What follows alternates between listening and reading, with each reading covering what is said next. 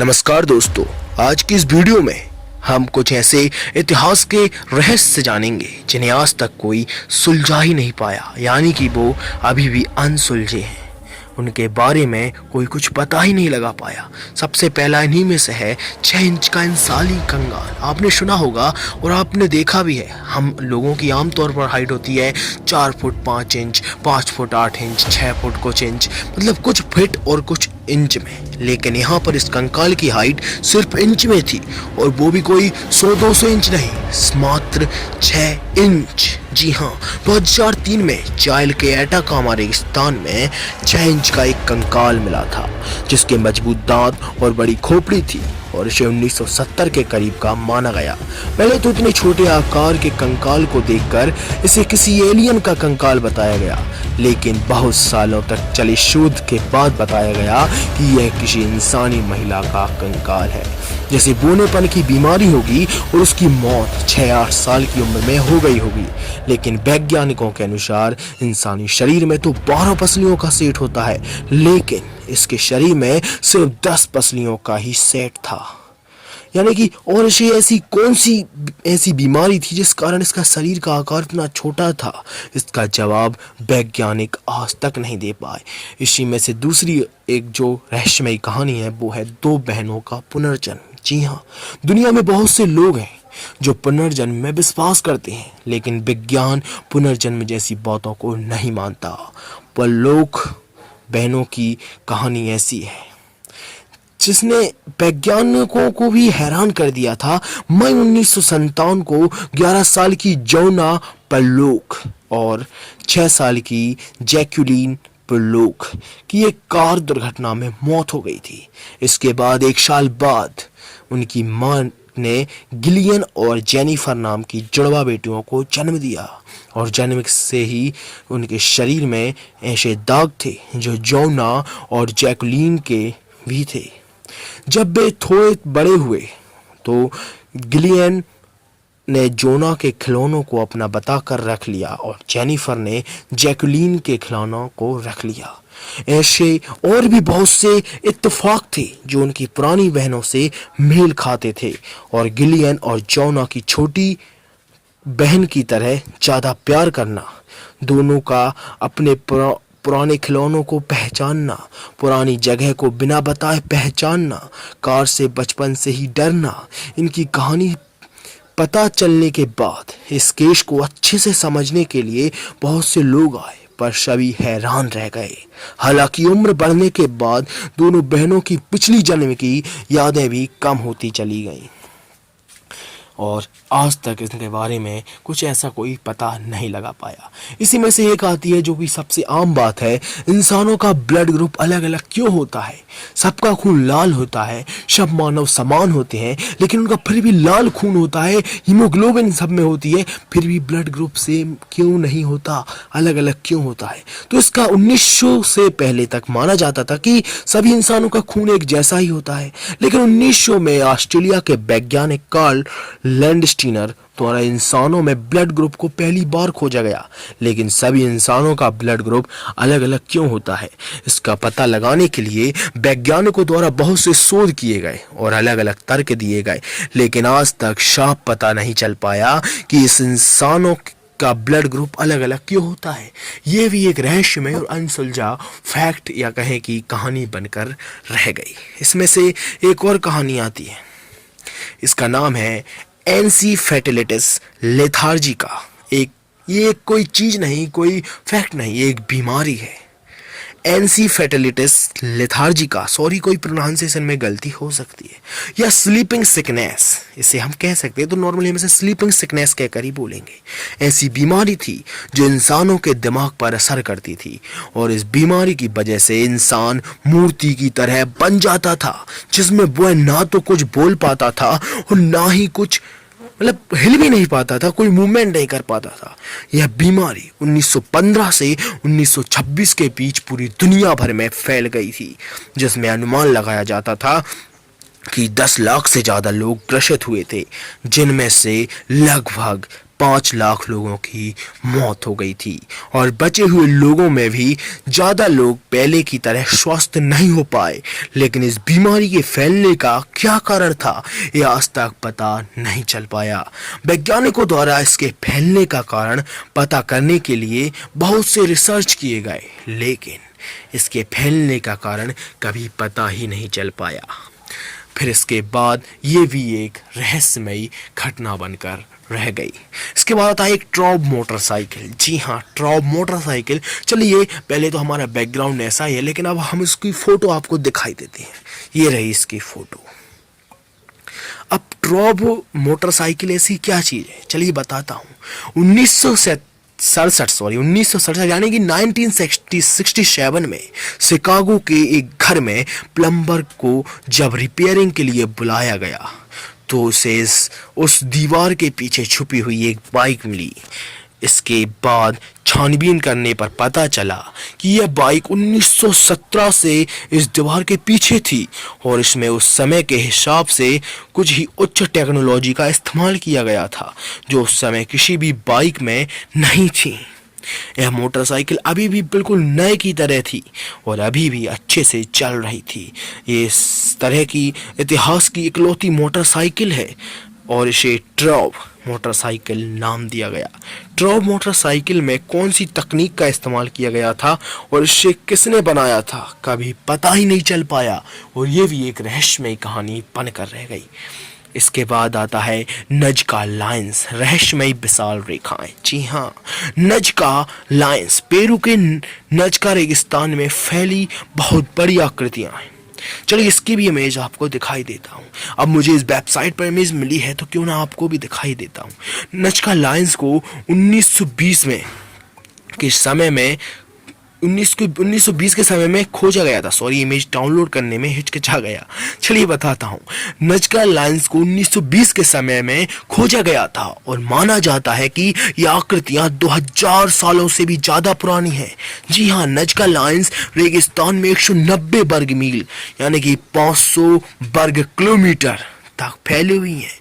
Nazca lines की सबसे ज़्यादा हैरान करने वाली बात इन आकृतियों का आकार है, जिनमें से कुछ तो इतनी बड़ी हैं कि उन्हें आसमान में जाकर ही स्पष्ट रूप से देखा जा सकता है। यहाँ पर बंदर 360 फुट, मकड़ी 150 फुट, भेल 210 फुट, चिड़िया और जीवों, फूल और पेड़ और कुछ ऐसी आकृतियाँ थीं बनी हैं जो पृथ्वी की नहीं लगती। रेगिस्तान के सूखे, कम हवा और मौसम में बहुत कम बदलाव के कारण ये आकृतियाँ आज तक सुरक्षित रह पाई। पुरातत्वविद आज भी हैरान है कि पुराने समय में इंसानों द्वारा इतनी बड़ी आकृतियां क्यों और कैसे बनाई गई होंगी। इसे क्यों बनाया गया था, इसके पीछे एक आखिर कारण क्या था।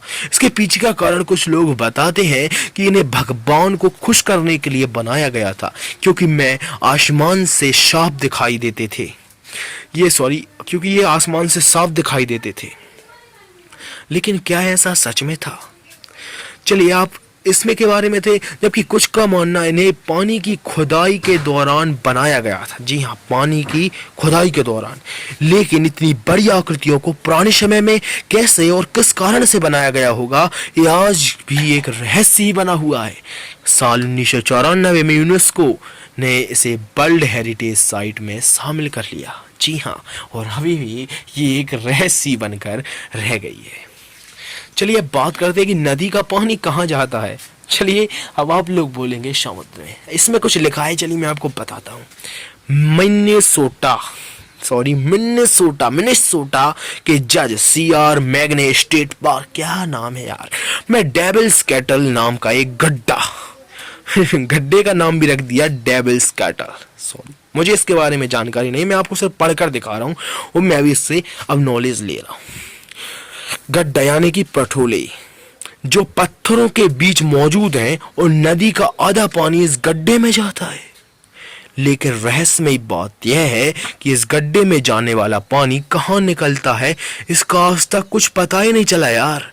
लोगों द्वारा इस गड्ढे में डाई पिंग पोंग बॉल्स और जीपीएस ट्रैकर जैसी बहुत सी चीज़ें फेंकी गई, लेकिन ये चीज़ें कभी भी मिल नहीं पाई और शोधकर्ताओं के लिए ये आज तक एक रहस्यमय ही बना है। मतलब कोई ऐसी नदी है जो कोई ऐसा गड्ढा है, उसमें इसका पानी चला जाता है और लेकिन उस पता नहीं चला कि उस गड्ढे का पानी कहाँ जा रहा है, क्या उसका कनेक्शन सीधा पाताल लोक से, कुछ ऐसा ही कुछ सिस्टम है, लेकिन हम नहीं गए क्योंकि ये तो एक रहस्यमयी कहानी ही बनकर रह गई। ये भी एक रहस्यमय चीज बनकर रह गई और सिर्फ किताबों में छप गई। चलिए बात करते हैं अब एक रहस्यमयी सैटेलाइट की। जी हाँ, 1954 में अमेरिका की यूनाइटेड स्टेट एयरफोर्स के द्वारा आसमान में 2 सैटेलाइट देखे गए थे जो पृथ्वी का चक्कर लगा रहे थे। लेकिन चौंकाने वाली बात यह थी कि इस समय इंसानों के पास सैटेलाइट बनाने वाली टेक्नोलॉजी ही नहीं थी, इसलिए इस समय सैटेलाइट का आविष्कार भी नहीं हुआ था। यूनाइटेड स्टेट्स एयरफोर्स ने इन सैटेलाइट्स की तस्वीरें भी जारी की थीं और इन्हें ब्लैक नाइट सैटेलाइट नाम दिया गया था।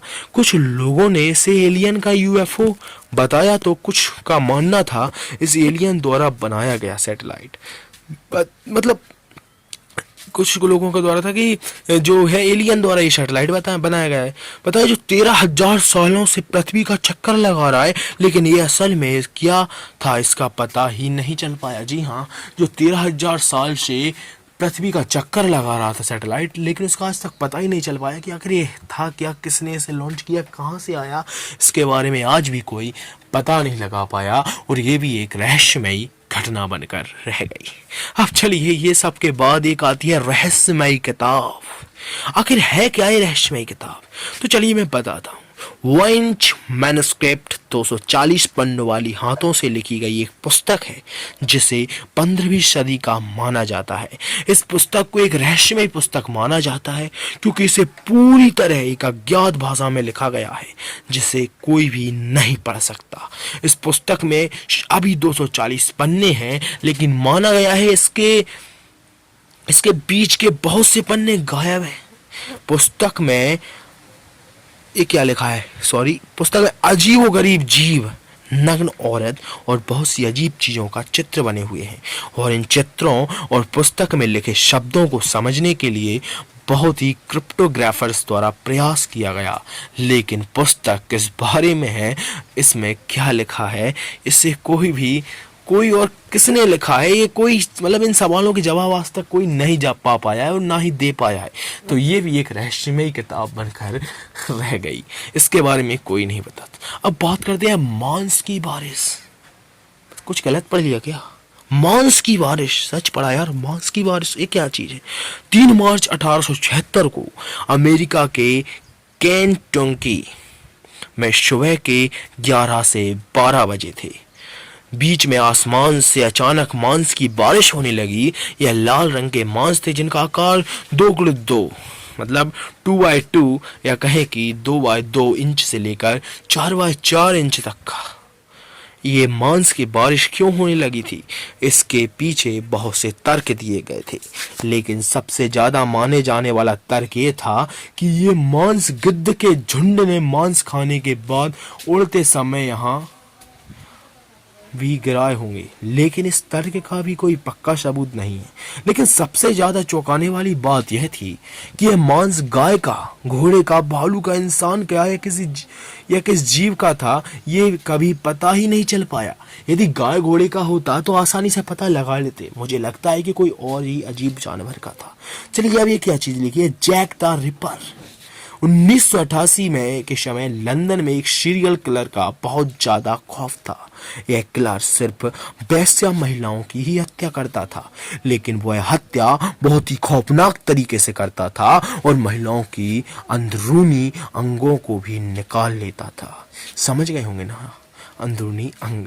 1988 से 1991 के बीच दर्जनों महिलाओं की हत्या हुई थी, लेकिन महिला की लाश के पास से पत्र मिला था जिसमें लिखा था अभी और भी हत्याएं करने वाला है। जिसके बाद इस सीरियल किलर का खौफ और भी ज्यादा बढ़ गया और लोग घरों से बाहर निकलने में भी डरने लगे। लेकिन इस पत्र के बाद इस सीरियल किलर को एक नाम मिल गया जो था जैक द रिपर।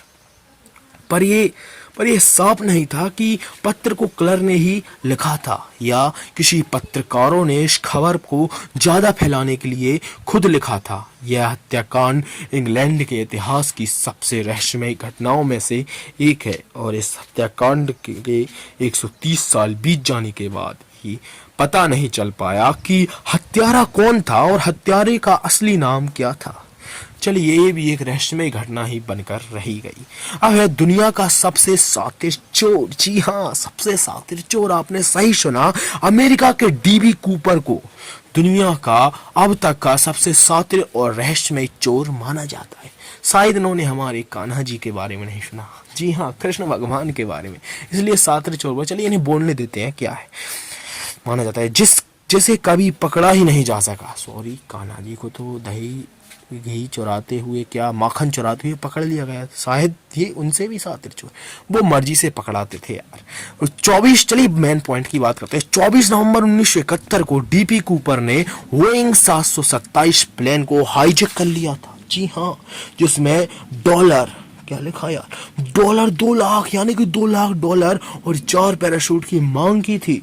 और मांग पूरी ना हो जाने के बाद, यानी कि सॉरी गलत पढ़ दिया मैंने, मांगे पूरी हो जाने के बाद वह पैसे के साथ प्लेन से कूद गया था। प्लेन के कूद जाने के बाद डीबी कूपर को ढूंढने के लिए बहुत से खोज अभियान चलाए गए और ये अमेरिका के इतिहास का सबसे लंबे समय तक चलने वाला केस में से भी एक था। लेकिन ये शातिर चोर का पता नहीं चल पाया और आज भी ये चोर एक रहस्य ही बनकर रह गया। आखिर कौन होगा ये चोर?